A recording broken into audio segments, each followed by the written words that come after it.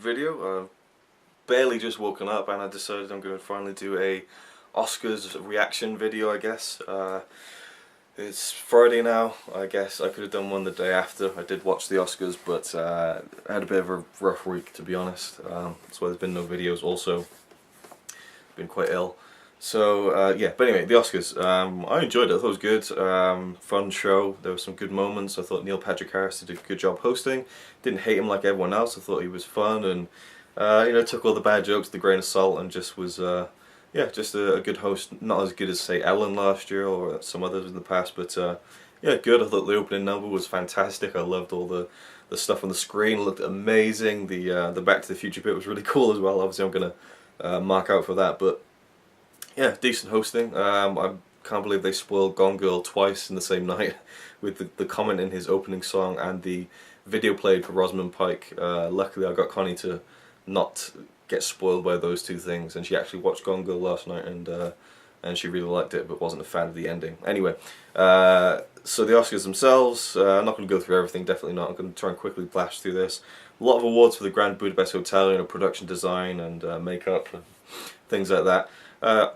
All deserved, I think. It looked fantastic and deserved that, and it was a shame that West didn't win like one of the big ones, because he hasn't really won one of those Oscars yet, like the writing or directing or Best Picture. Didn't think he had a chance with directing or Best Picture, but with writing I thought maybe he had a chance, but that's okay. I'm sure he's going to make many more great films in his career, and hopefully he'll get an Oscar at some point. I have hope that he will, and it was good to see that it got a lot of recognition for the production aspect. I thought that was good. The score, can't believe that Grand Budapest Hotel won for the score. I mean, I thought The Theory of Everything was a great traditional score, much more so than Grand Budapest Hotel, which was different, I guess, but it didn't really stand out to me that much. It fit with the whole Wes Anderson-ness, but it wasn't really like, wow, that was a great score or anything. Even The Imitation Game, which I thought was relatively simple, it seemed to just revolve around a recurring theme. I thought that recurring theme was incredible. But again, same composer, it doesn't really matter, but Interstellar for me was the one that should have taken home the Oscar, because it was such an amazing score, so unique and original. You'd never expect it to be that kind of score for a Christopher Nolan film, for a big film like that, and it was so fitting and it just heightened everything. I just thought that's what a genius is, and it should have been recognised, but oh well. The Best Animated Picture sickened me for a little bit when I heard it. I couldn't believe the Big Hero 6 won. Well, I could, what am I saying? I just can't believe that things are the way they are, I guess I should say. I always knew it was going to be between Disney and DreamWorks on this one. How to Train Your Dragon 2 or Big Hero 6. I was surprised Big Hero 6 won, because How to Train Your Dragon 2 is winning a lot of awards. And I think they're both great films. I love both of them. I thought Baymax in Big Hero 6 was better than the whole film he was in, if you know what I mean. How to Train Your Dragon 2 I thought was a great sequel, even better than the first one. Both really great animated films, but for me, Isao Takahata's The Tale of the Princess Kaguya, I don't know how to pronounce it. That was an amazing film. It was an absolute masterpiece. I watched it the day of the Oscars, was blown away. One of the greatest animated films I've ever seen. It was so beautiful. The definition of art, it was just stunning.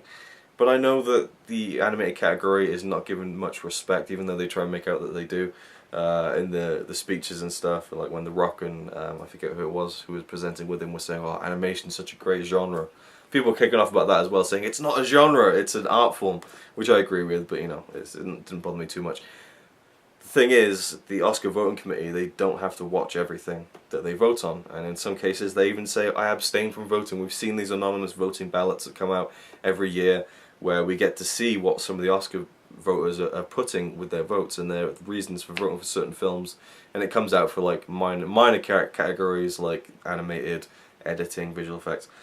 And although I think animated should be even bigger on the radar, and you see them say, oh, animated films are what my kids watch. I don't watch that stuff. I leave the theatre. Oh, I haven't watched that. I didn't have time to watch any of them. I'm just going to abstain from voting.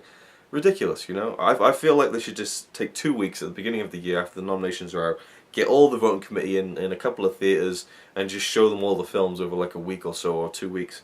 But that would cost money, and they probably wouldn't have the time to do it. So. They just send out the screeners, hope for the best, and most of the films don't get watched in some cases, which is a shame. But yeah, Tale of the Princess Kaguya and Big Hero 6, it's like great film, masterpiece. It's like American Hustle, Citizen Kane, it's just like Yeah, Big Hero 6 was great, but it wasn't a masterpiece like that. Anyway, it's okay. It'll still be a great film either way, and that's something I want to touch on with a speech later on. Best editing went to Whiplash. I like that. Adapted screenplay, Imitation Game, great speech by the screenwriter there. Best screenplay went to, of course, Birdman, along with the best directing and the best picture. I can't believe I'm disappointed. I was disappointed in Birdman winning Best Picture because I love that film so much, and it's going to be my favorite film in 2015 for a long time, I think. But I just thought Boyhood deserved to win the Best Picture. I thought it was going to win the Best Picture. It wasn't a case of the film I really wanted to win. I was like, oh, it's never going to win. I thought it's going to win. It's won everything else, and it deserves to win everything else. For my money, Boyhood is probably the best film of this century so far. Absolutely incredible film, so unique and more than the gimmick that it is.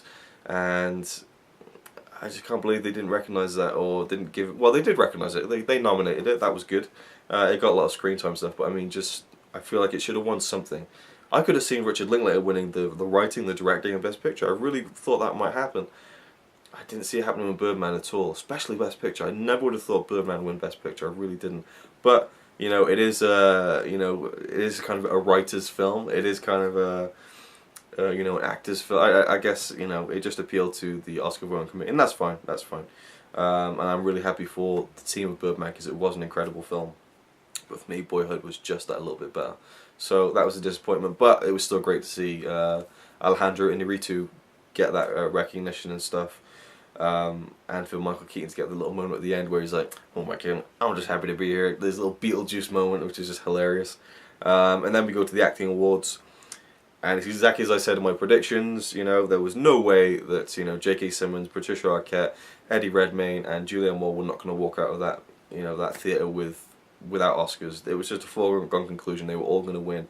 Was no real surprises at all. J.K. Simmons, well deserved, great speech. Patricia Arquette, well deserved, really good speech.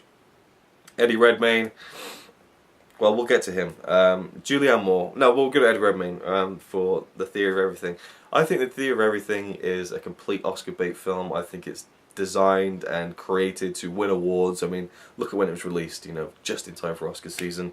And, you know, you didn't really have time to watch it and go, wow, he deserves an Oscar. It's like, oh wow, he's nominated for the Oscar, and the film just came out, you know.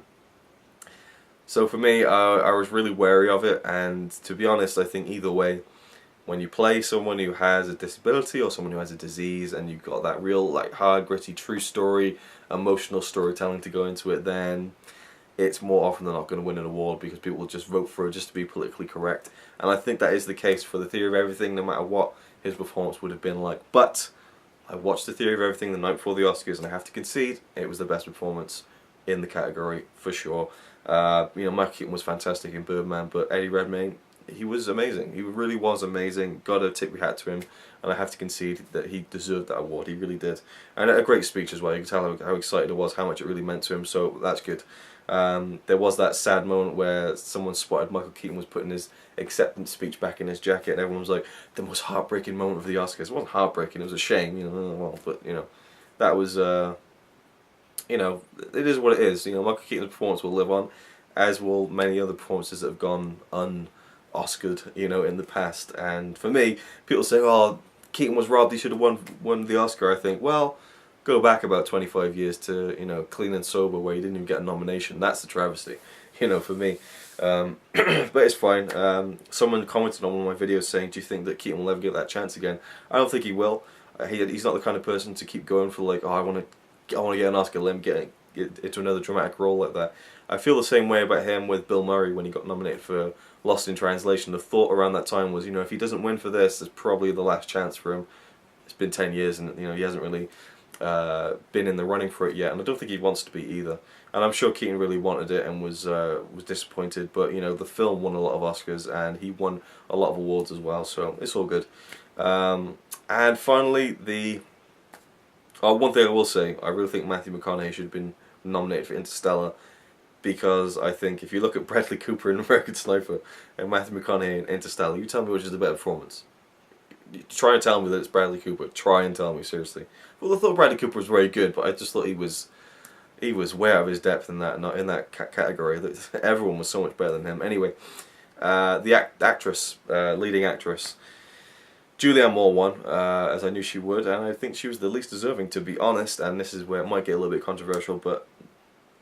And I'm not really a big fan of Julianne Moore, but I still think she did a great performance in Still Alice, but she had Alzheimer's, and most of the film was her kind of dealing with that, and she did it very well.